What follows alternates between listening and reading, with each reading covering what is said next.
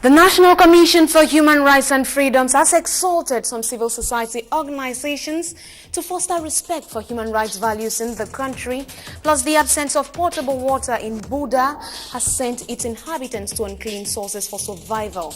Those are the headlines. I'll be right back with the details.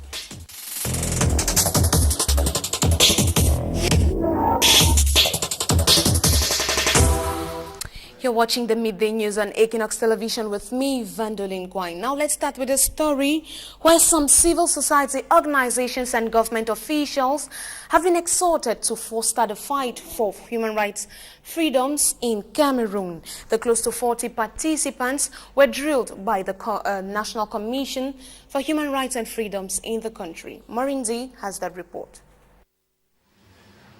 About 40 participants drawn from 10 regions of Cameroon are taking part in this workshop organized by the National Commission of Human Rights and Freedom.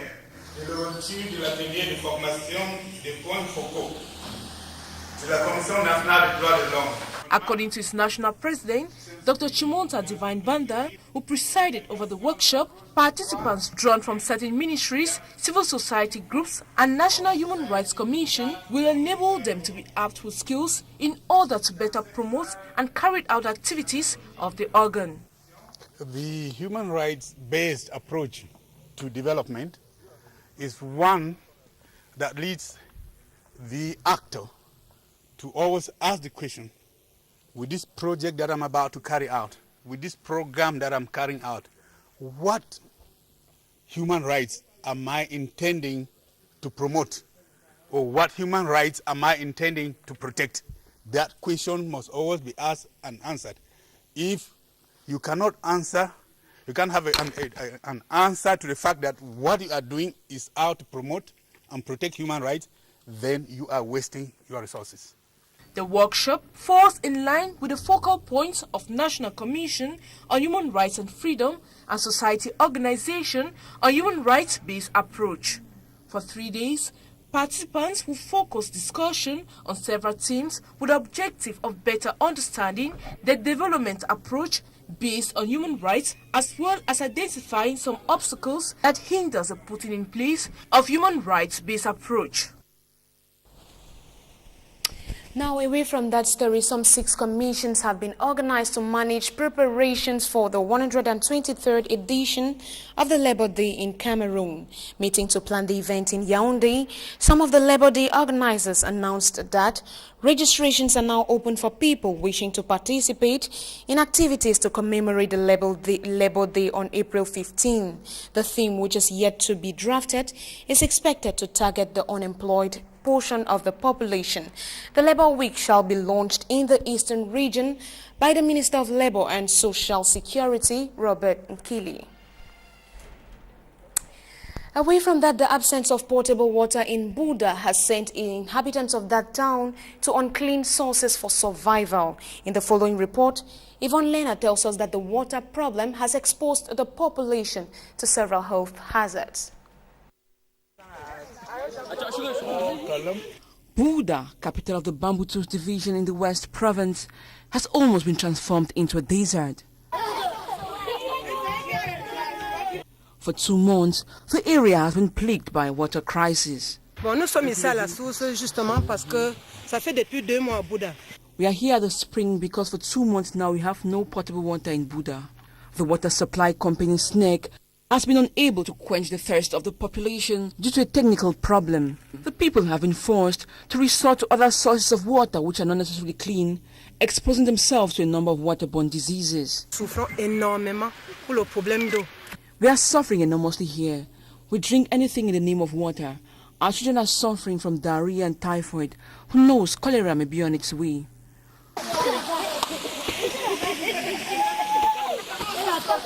These children are making use of the dirty remains of this dried source of water for their laundry. Cooking and other household chores are almost impossible due to the scarcity of water. The people are bound to spend up to 250 francs CFA for 20 liters of water after trekking for many kilometers. They are calling on the government to come to their aid. We stay in the western region where sanitation and innovation currently constitute priority projects. Authorities of Bafoussam have put in place measures to rid the town of garbage and prevent structures from dilapidating.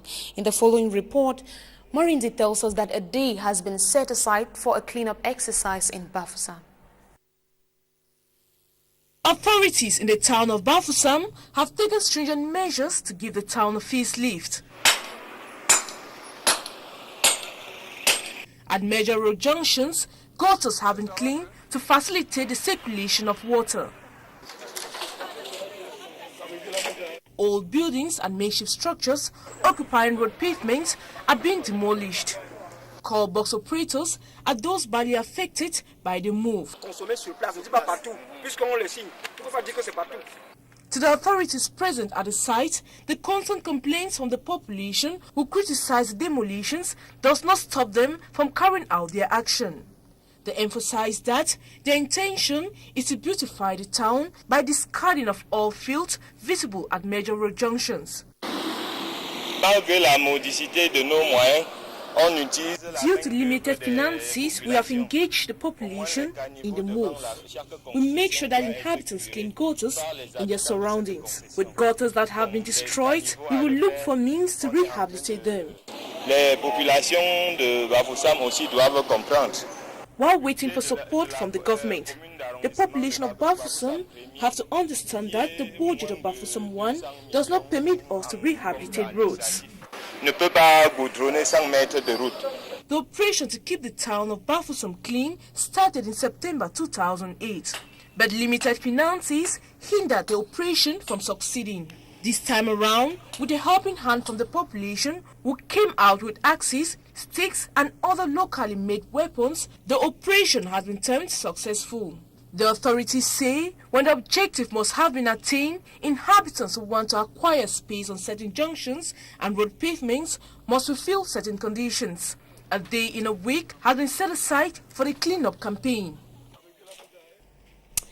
We now come back to the littoral region where the inappropriate garbage disposal has been blamed on poor state of the roads and lack of cooperation from citizens. During a workshop organized recently on the management of household waste, inhabitants were advised to collect household waste and gather them at accessible points of the town in order to ease collection by sanitation companies. 1,600 tons of garbage produced every day in Douala. It has been revealed that the hygiene and sanitation company Izakam succeeds in collecting about 1,100 tons. Its inability to collect the remaining 500 tons of garbage has been blamed on inaccessibility due to the poor state of roads. When our truck signals, some people who live far in the quarters may not get the sound. So it is advisable for the roads to be improved upon so that people in enclaved areas can benefit from our services. Sanitation officers say the situation could be eased if people adequately manage waste from their households. People must adequately manage waste from their households. They should collect garbage from all parts of the home like the kitchen and carry them to the road so as to ease disposal by Izaka. During a workshop to sensitize Douala citizens recently on the importance of adequate waste disposal, it was recommended that people cooperate with the administration in its struggle to keep places clean and healthy.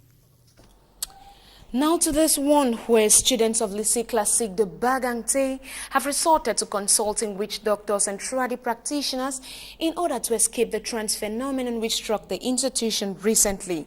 In the following report, we hear that classes have resumed, although timidly, for the students after 12 of them fell into a trance recently.